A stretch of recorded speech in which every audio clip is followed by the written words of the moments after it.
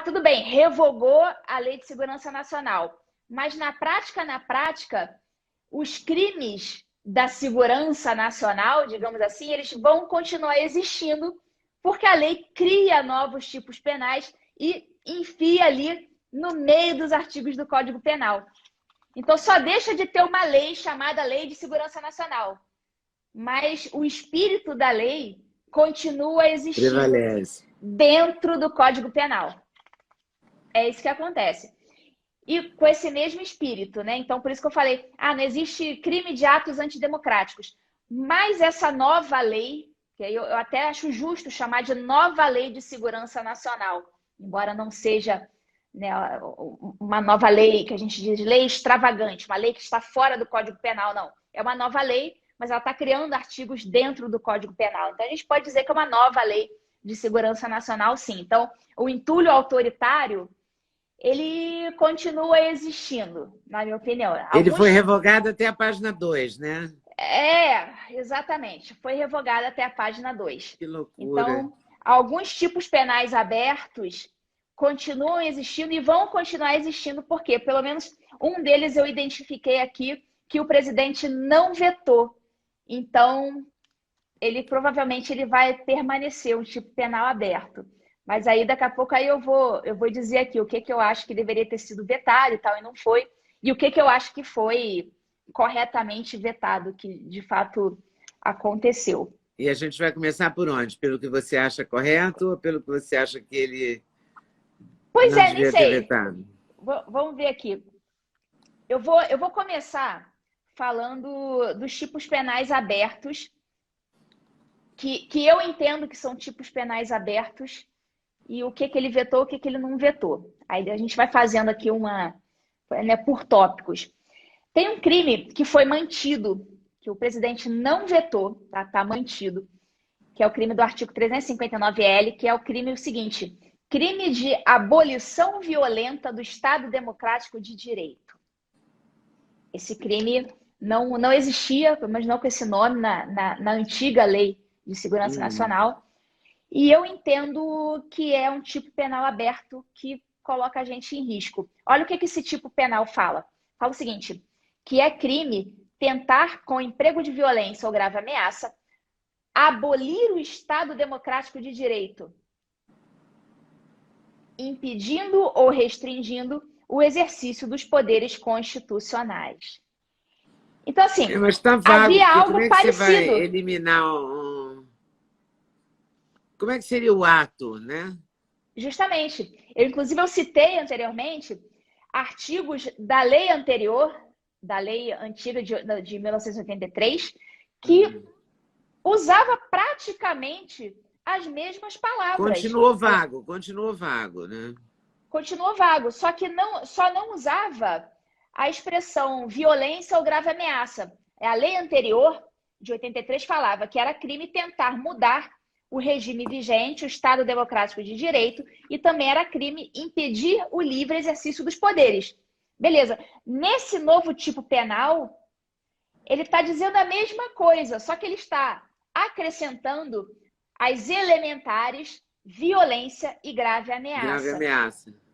Que era o que não havia na lei anterior, agora eles inseriram isso. Então, o que é abolir Mas aí violentamente o Estado deixa a Democrático? critério do juiz o que é grave ameaça e o que é, entendeu? Isso aí. Você entendeu, Fica claro. a critério do juiz. Você está dizendo isso, né? É isso mesmo? Estou entendendo certo? É isso mesmo, você entendeu certo. Fica a critério do juiz. E aí a gente pergunta o seguinte, né, quantos juízes nós temos no Brasil? Nós temos milhares de juízes no Brasil. Eu vou entender o negócio, outro juiz aqui meu colega vai entender outro negócio, o ministro do STF vai entender outra coisa. Está aberto demais. Então, é aquela velha história. Nesse tipo penal, tentar abolir com emprego de violência ou grave ameaça o livre exercício dos poderes. O que seria isso? É um pedido de impeachment de um presidente, de um ministro? Seria a abolição da violência? Seria uma grave ameaça? O ministro ele poderia dizer que ele está sofrendo uma grave ameaça. Não, eu estou sofrendo ameaça aqui no meu direito de exercer a minha função constitucional. O que seria uma grave ameaça também nesse caso? Pode ser qualquer coisa. Então, ainda que essas ações sejam ações justas, alguém pode acabar, né, por retaliação política, ideológica que seja, pode acabar botando ali no balaio e o sujeito acaba respondendo por esse processo. Eu não sei por que motivo o presidente não vetou esse artigo. Ele está E o que é que ele vetou? O que ele vetou? Ele vetou um dos que eu concordei, que eu até tinha escrito artigo sobre isso. Eu falei, esse artigo tem que ser vetado. E, de fato, o presidente vetou. Foi o chamado crime de comunicação enganosa em massa, que é o tal do crime de fake news eleitoral. Esse aí foi um tudo isso, vetado. Na verdade, essa lei só andou agora, depois de 30 anos, por conta disso, né? Na verdade, por conta das eleições. Ninguém fala, mas é isso, né? Tanto é que levou 30 anos para andar. Se fosse tão importante, já tinha andado ao longo desses anos, né? É porque estão tentando chegar na fake news e não sabem ainda como é que chega direito, né? É porque não existe é muito crime vago de fake também news. Fake news, né? Porque todo dia você vê quando você tem uma passeata com uma manifestação como de 7 de setembro, com milhares de pessoas na rua, sem brigas, sem quebra de patrimônio público, crianças, velhos, senhoras, senhores, não é? Porque houve uma coisa sem violência. Então, por que aquilo é um ato antidemocrático? Quando você escreve isso, e teve emissora de TV que manteve esse título, como numa propaganda subliminar, o título permaneceu o dia todo, me deu o trabalho de assistir o dia todo. O dia todo permanecia esse título, Manifestações Antidemocráticas. Isso é uma fake news, porque não era uma manifestação antidemocrática. Pois Entende? Quando você coloca isso no título e permanece 8 horas, 6 horas com esse título na TV, esse letreiro, seja lá que nome as pessoas usem, eu estou usando o título porque eu sou jornalista e eu uso isso, mas pode ser um letreiro. Enfim, aquelas palavrinhas que aparecem embaixo do apresentador, na tela da TV, para todo mundo entender o que eu estou querendo dizer. Aquilo ali, permanente e sem nenhuma violência acontecendo, por que seriam atos antidemocráticos, né? Eu entendo que não que aquilo é uma fake news, porque você está dizendo que está vendo uma coisa que eu estou vendo que não está vendo. E se há uma coisa que ninguém deve fazer é brigar com a imagem, né? Porque é ridículo, fica ridículo para a pessoa. Brigar com a imagem é prosaico, é bizarro. A imagem fala mais que 1000 palavras, todo mundo já falou essa frase. Não é nem nova. Eles estão tão cegos com a ideologia deles que eles acho que não conseguem nem perceber que eles estão brigando com a imagem. Mas isso é um tiro no pé, entendeu? Porque qualquer pessoa olha aquilo, né? A imagem é forte, a imagem, você está vendo aquilo acontecer. É claro, tinha uma faixa ou outra querendo a volta da ditadura, uma faixa ou outra querendo que fechasse o STF, tinha sim. Mas nas manifestações de 2013, tinha gente com faixa pedindo a permanência de jogador de futebol na seleção brasileira, no time A da seleção. Entendeu? Cada um tem uma reivindicação, não é? Isso não é o grosso da manifestação. Isso não era, sei lá, 90% ou 80%. Isso era um caso ou outro.